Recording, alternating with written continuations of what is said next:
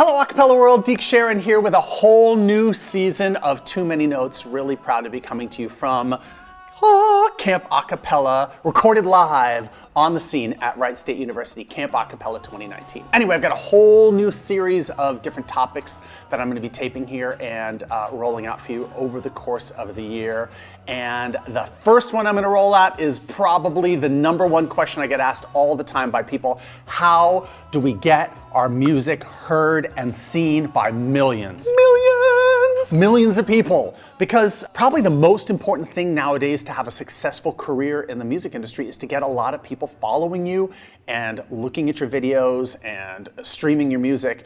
Because unlike the old days where you could get signed by a label and they would take care of your promotion for you, it's really now on the artists to get people interested in their music. And then once they've got more followers, they're able to sell more tickets, which means more people are going to book them, and they'll get more other artists asking to collaborate with them because they've already got their own followers, and the whole thing starts to snowball.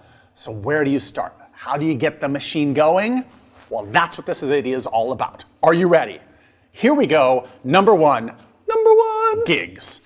It's the oldest and the most classic way to get a following. The more you perform, the more people are going to follow you. And acapella is always best live. Like people love seeing movies about acapella and television shows and stuff, but honestly, the best kind of acapella is the one that's experienced in the same room as other people or on a big festival stage. And if you've always got business cards or download cards or links or a big sign on the stage with your name on it so people know who you are, or if you're performing at a farmer's market or something like that, if you've got one of those step and repeats or like the long kind of like convention signs, you know what I'm talking about?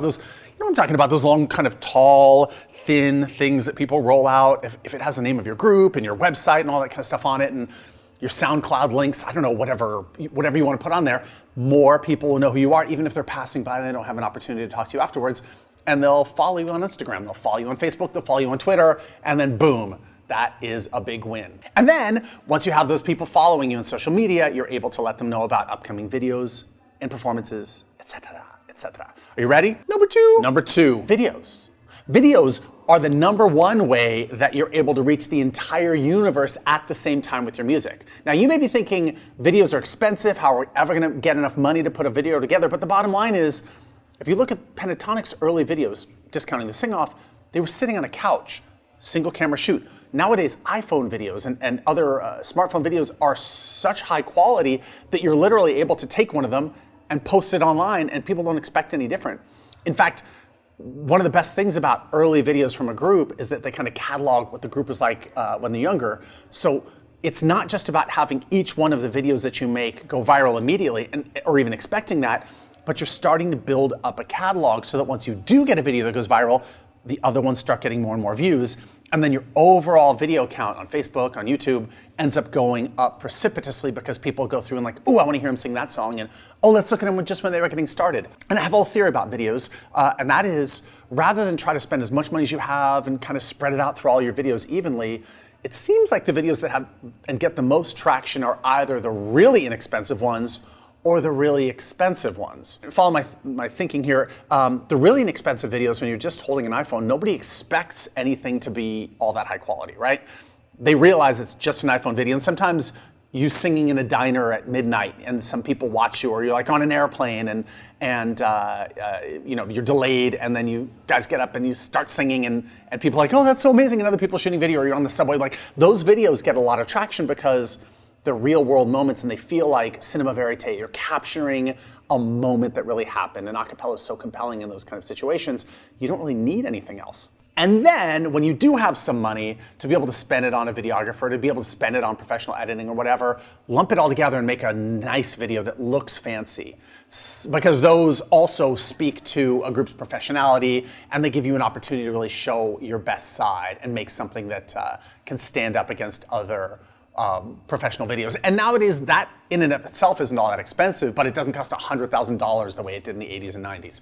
And between these two things, the inexpensive videos and the occasional fancy video, you start to build out a following. And you take the people that you perform for live and you tell them to go look for you online, and you tell the people online, we've got these upcoming gigs, and the two start feeding each other. So this is 1 and 2 are the 1-2 punch. Boom, boom, boom, boom, boom, boom, boom, body blow, body blow. But now it's time for number three. Number three. Number three. This is going to be counterintuitive, and some of you who are a little not so sharey are going to feel a little weird about this, but share your arrangements. Now, why would you share your arrangements? Well, there are a lot of high school groups out there nowadays, middle school groups and college groups who might hear your song, hear your version of a song, hear your original music, whatever, and say, ooh, I'd love to do that. Why make them go through all the trouble of transcribing your version of it? If you share your arrangement and instead of asking anything for it, just tell them, please make sure you put our name anytime you perform it, put it in the program. If you end up posting a video of yourselves doing, link to us, or et cetera, et cetera. You put it in your album, give us a liner notes credit. That makes a big difference because then people realize where the original came from. And that's what you want. They're gonna be out there now advertising for you. They're like little satellites, beep, beep, beep, sending back information to let the world know that you're the source of this really cool version of the song. No, but this isn't four, this is four. Number four. Number four, tutorials. If your group is good at something, share the knowledge of how you do that thing. Acapella is very much kind of grassroots, user-friendly, community-based education. And so people will go online like, oh, I love the way you make that vocal trumpet sound. Or like, how did you arrange the sound that makes your group a particular way? Post a tutorial about it. It might not get tons of views, but then again, the people who are watching it are the kind of people who are like super insiders, and they'll share that video to other people and they'll talk about it. And then the music directors of groups, the people who are really making the choices within the groups, will cite you as a reference. They will think about you and how you have been an influence on their group.